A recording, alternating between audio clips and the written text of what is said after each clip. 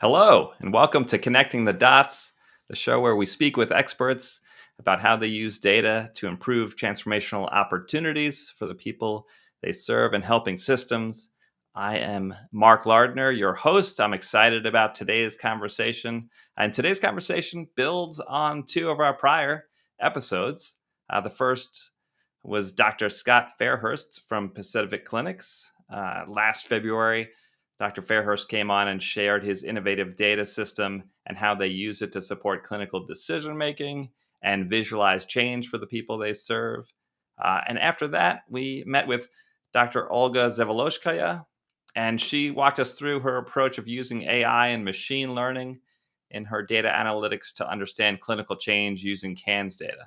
And so our guest today has kind of merged those two conversations in her latest research. And so Dr. Jordan McAllister, a postdoctoral scholar at the Center for Innovation and Population Health here at the University of Kentucky, is going to come on and talk about that. And so without further ado, let's welcome Dr. McAllister. Jordan, so good to see you. It's good to see you. All right, how are you doing today? I am good. I'm looking forward to Thanksgiving. So nice. All right, us too. And thank you. Right, like this is kind of the last couple of days trying to get a lot of stuff done before we head out for a couple of days break. So I really do appreciate your time today. And so let's just jump in. Maybe you can talk to me a little bit about your kind of what your research question was and how you came about that and your choice for this kind of analysis.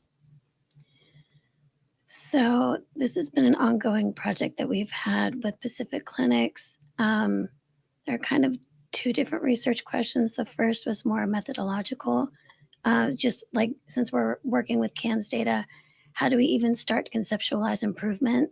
Because there's so many different things that could be potentially relevant. And like, how much is improvement? Is it just +1? Is it +3? Like, how do you even start to conceptualize that? So that was our first issue.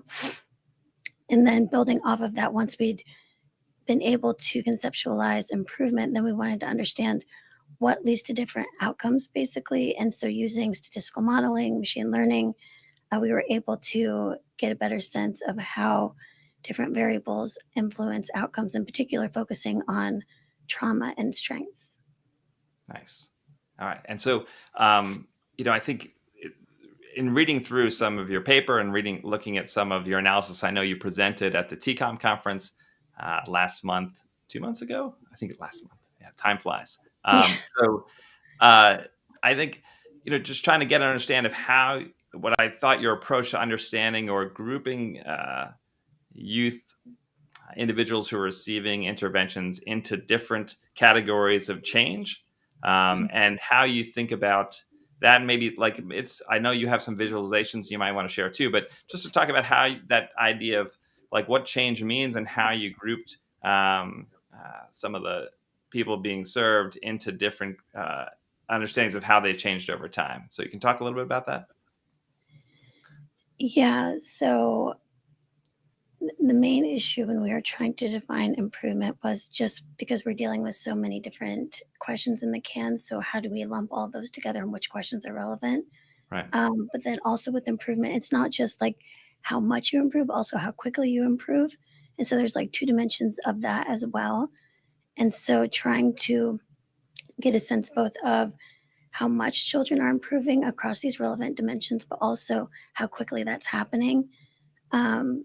Is something that we were trying to do by forming these different classes, basically. Yeah, and I think that was the part that struck me originally was that, certainly people's experiences in care and receiving support is that you do want to see some improvement, hopefully as early as you can. Otherwise, there's the likelihood that you will not continue on, right? Or that you kind of lose a sense that this intervention, right, the seeing a person for therapy, is something that actually is supposed to have meaningful impact or meaningful change. And so that the timeliness of that change becomes important. And so those classes, let's talk a little bit about that. And I think maybe you can share one of your first slides there, which is tells a little bit about the type of analysis you did. So I guess I can start quickly with the classes because I think those are good for understanding to start with, and then I'll talk about how it got at them. So basically, if you look on the furthest left column in the second graph there with like the individual lines kind of breaking it up, um, this is divided in three colors where there's pink, which is the faster group, blue is the minimal group, and green is the slower group. And so these are the three main improvement outcomes that we found in our data. And so basically, the faster children, these are children who see a lot of improvement and they see it relatively quickly. Whereas the minimal group, these are children who don't see much improvement, but they also leave pretty quickly. So we're not sure if they're dropping out or other things are happening in their lives or whatever might be the case. They're not seeing that improvement and they're not sticking it out. And then the slow group is my particular favorite group. So these are the children who stay the longest. So they're really in it for the long haul. They have varying levels of improvement, but the good majority of them see just as much improvement as the faster group. So these are children generally that have more trauma diagnoses and they have to stick it around in order to see improvement. And then you want me to go ahead and get into how we got those different groups, how we're even visualizing this data right now?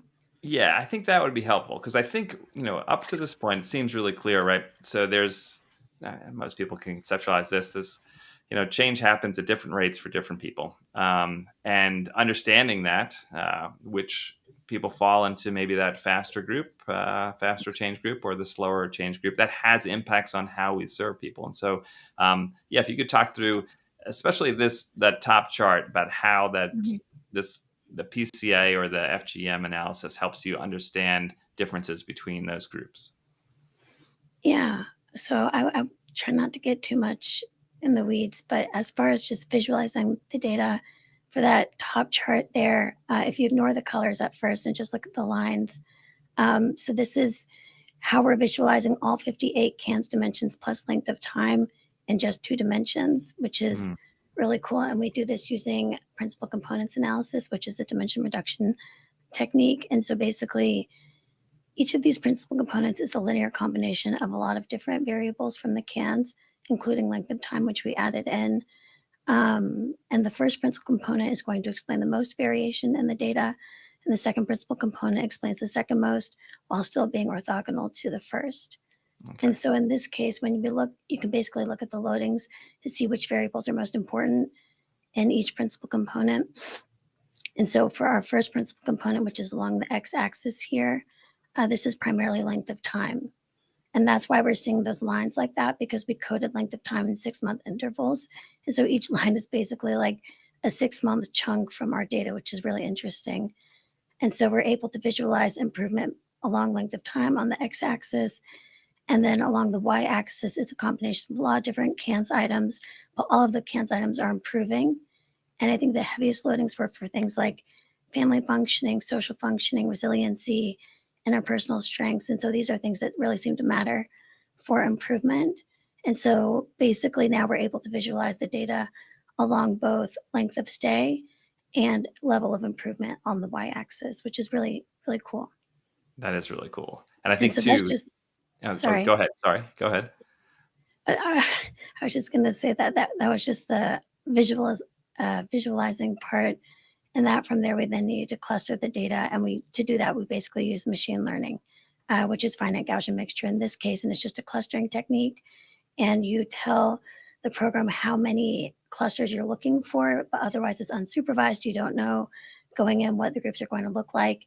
And you're trying to find clean separation between those groups. And you can definitely see here, there's not a lot of overlap between these colors. These are very distinct groups. Yeah, so you told it three classes, right? And so this is the faster, slower, and minimal. And again, if people need a recap, because that was an amazing, quick, and to the point synopsis of the PCA into the FGM. So if you want more of a detailed discussion of that, that was episode 3 in past March with Dr. Zavoloshkaya. So you can go and find that on our YouTube channel. But let's keep moving ahead with this. So now we have these 3 classes.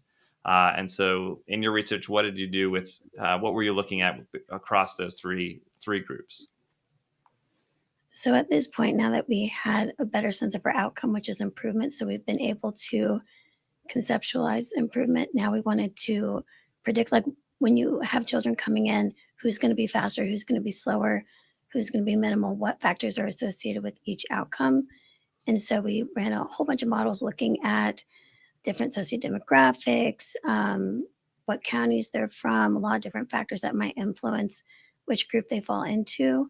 And ultimately, we've wound up focusing a lot on trauma and strengths because they seem to have really unique impact on outcomes in our model. And so, really, as you might expect, trauma is making it that more likely that children will see slower improvement rather than faster improvement.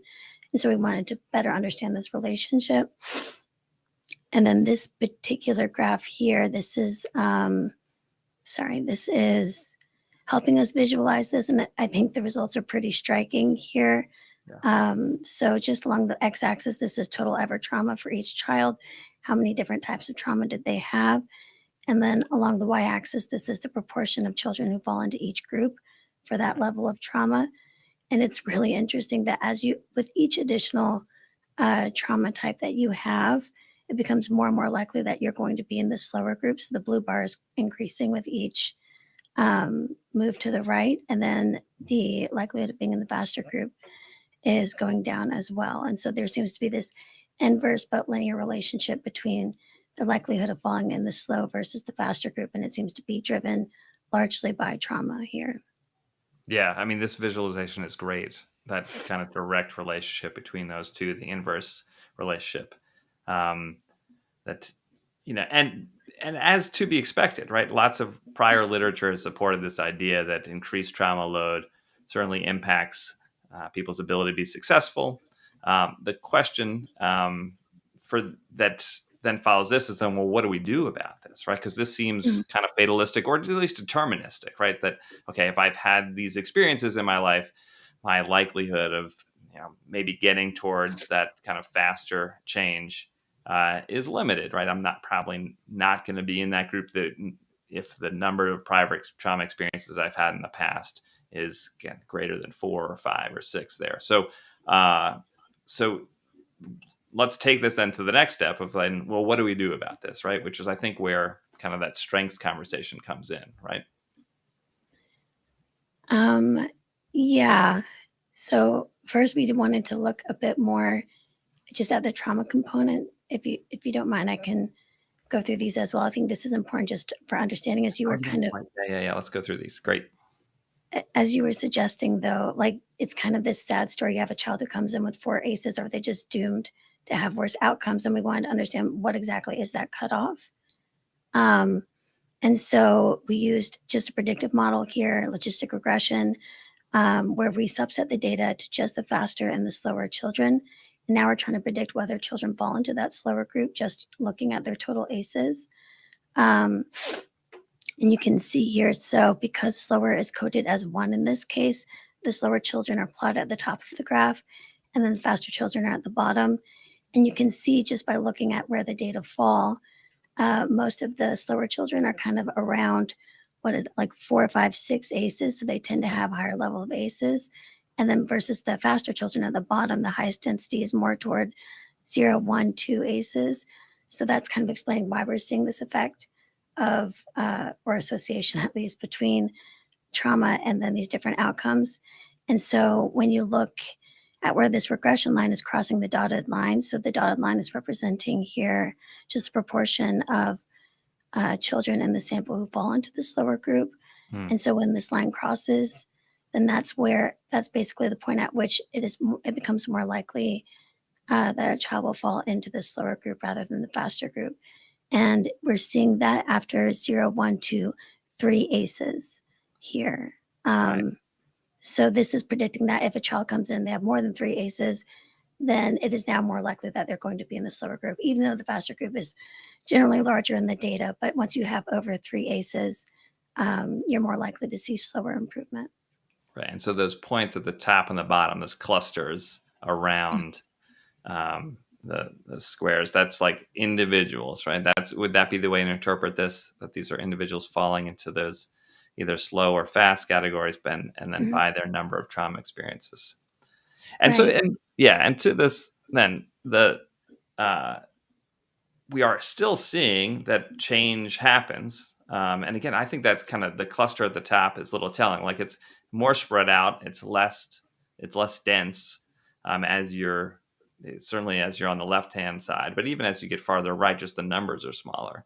But we're still Mhm. seeing change in these groups. It's just a matter where the relationship between the number of trauma experiences seems pretty clear that creates a little bit of a divide there. Right. Absolutely. Um, the one thing that you might have some pushback here is since we're only looking at total ACEs as our explanatory variable here, we're not controlling for other things like what about all the services they receive? What about other diagnoses they might have? Can this influence that cutoff? Right. And so we wanted to include the same, basically, we run the same model, but now include these other controls by holding them at their averages. And so if we can maybe go perfect.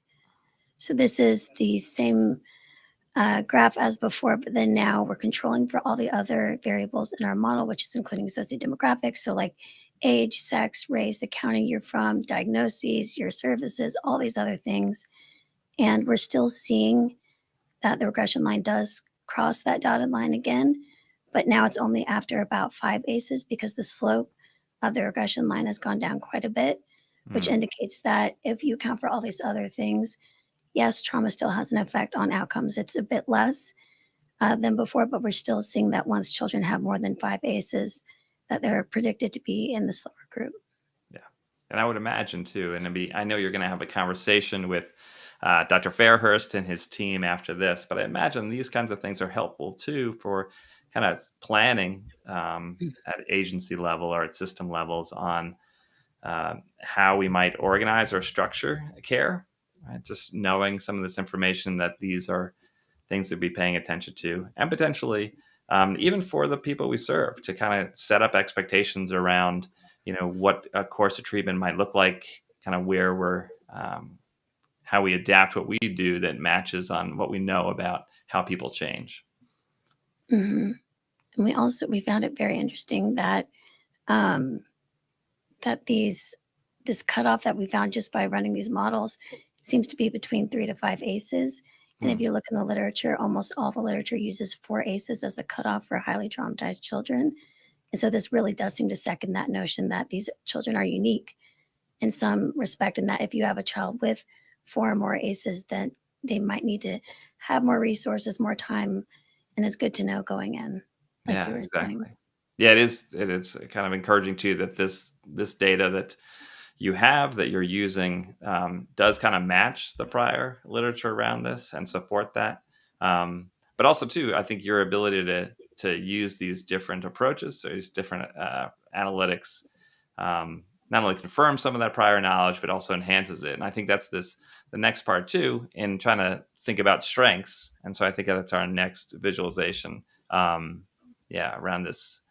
the moderating effect of strengths. Hmm. Right, because at this point in the study, we kind of got a little bit depressed because although it's important to understand how trauma impacts outcomes, unfortunately, the effect of trauma is generally going to be negative, and that's kind of a doom and gloom story, a very deterministic story. And we wanted to see if we're accounting for all the other various factors, if there's anything that can be protective against this trauma that can sort of mitigate the effects of trauma on outcomes and make it so that children can still see optimal outcomes despite their trauma. And so in this graph here, we're just looking at, so it's a similar regression as before, except this time I do want to point out for our outcome, we're not looking at the likelihood of being in the slower group. We're just using total disengagement by client as sort of a proxy for improvement Right. because, the more engaged you are, the more likely it is you'll be able to see fast and higher improvement. And so now we're using total disengagement as our outcome. And then we've divided the sample into 4 subgroups. So the pink line is children that have between 0 to 3 maximum strengths. Green is 4 to 5, blue is 6 to 7, and purple is 8 to 9.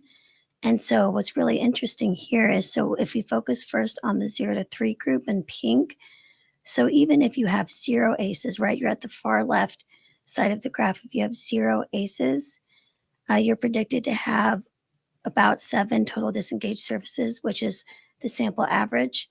Mm, So that's already not a great outcome. And then as you have additional ACEs, your predicted disengagement is only going to get worse from there. Versus, however, if you look at children with 8 to 9 strengths, so if they have no ACEs, then they're predicted to have far below the average level of disengagement.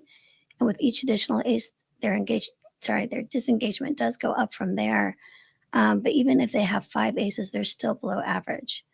And so it takes a lot of ACEs to get that same worst outcome that low strengths children kind of start out with.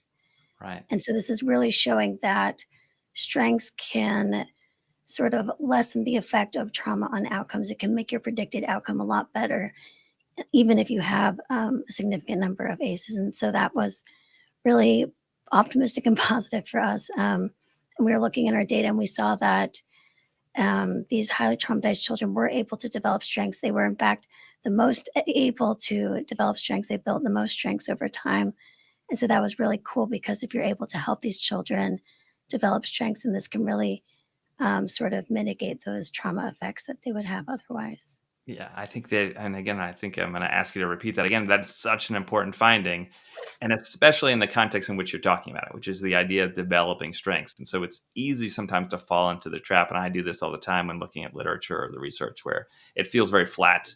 But this is dynamic data, right? Like these are things that, if we think about the work that's happening with these young people, that people are not only trying to resolve their emotional behavioral health needs, but at the same time, their ability to develop those strengths in real time helps one keep people engaged in services, and again, like this proxy that improves our ability to achieve positive outcomes. And it does. The other encouraging part is that it seems that I know that probably in this data, how many potential strengths were you measuring at a given time? Was it like 12 or 13? I What's the think it was 9 or 10, actually. 9 or Yeah. 10, right? So Mhm. there's you're still seeing benefit from increasing number of strengths even as you get into those higher numbers, right? It doesn't Mhm. seem to plateau at any point. So I'd be curious too about your next conversation about how that helps people impact the way they think about their own work or their practice model, and how much of resolving needs can be balanced by efforts and attention paid towards increasing or enhancing people's strengths. Um, yeah, certainly, it seems like your research would suggest that this is of vital importance. Mhm. Right. Almost like they need to be in tandem. Like, of course, it's important to address needs, but if you're not also helping to develop strengths, then there's this important protective role that strengths play that's kind of being missed Yeah, in that case because children have a lot of needs. But if strengths can help mitigate the negative impacts of these needs, then that can ultimately help children achieve better outcomes for themselves. yeah, that's incredibly important. And thank you for sharing that. And so I'd like to always finish by asking people, like, well, what's next? So I know you're moving towards publishing this, you're continuing your work with Dr. Fairhurst. But what Mhm. do you see as kind of maybe next steps for this kind of research or this understanding of strengths and their impact? Well, yeah, us in particular, we're going to focus a lot more on the strengths because we got really excited by this and really looking at how they can help create better outcomes. And I know other people in the precision analytics team have started looking at things like this as well. So Sharon and Hey Yoon have a paper going looking at a particular strength, which is religious strengths. And Mm, they've actually found some kind of counterintuitive findings as far as the protective or not so protective role of religious strengths against trauma. And so I think that would definitely be something worth looking into for people interested in this topic as well, because it's not as clear cut when you're looking at specific types of strengths and what their influence is on outcomes. And so that's definitely something we need to explore a yeah. bit further. I think that's excellent. Again, moving from this idea of like any strengths are good, which is clearly seeming, but are there specific strengths that, given maybe the profile of needs of that youth or just other parts of who they are that seem to have more impact or less impact depending on which one's developed. So great. I'll have to check back in with your colleagues and our colleagues, Sharon and Hayun, about that. And maybe we can have them come on and talk sometime. Maybe we should have all of you come back too and talk about the joint strengths literature that you guys are building. All right, great. So thank you so much. I know so close to the holidays, it is always tough to find some time. So I really appreciate you coming on and sharing this. And I'm excited for your next conversation, right? You're going to go meet with Dr. Fairhurst in the Pacific Clinics team. Absolutely. All right, great. Well, Thank you tell them so all much. I said hello. And I certainly, and have a happy Thanksgiving. And I hope to see you soon. Thanks. You too. All right. Well, big thank you to Jordan for being our guest this month. We'll be back next month in December for another episode. In that meantime, please check out the next episode for the podcast has already dropped. The Tales from the Collaborative. Dr. Nate Israel, I believe, was the guest. And so feel free to find that wherever you get your podcasts and listen to that next episode. He's a great contributor to the TCOM movement. And always great to hear from Dr. Israel. And also, we have we're on Instagram. Please find our account, our TCOM account on Instagram, and connect with us there. It's a great way to stay in touch about not only things going on our YouTube channel, but things going on at the IF Center and other resources and supports that are out there in the larger TCOM community. All right. Well, thank all of you for being here today. I hope you enjoy this holiday season. I look forward to seeing you back in December for our next episode of Connecting the Dots.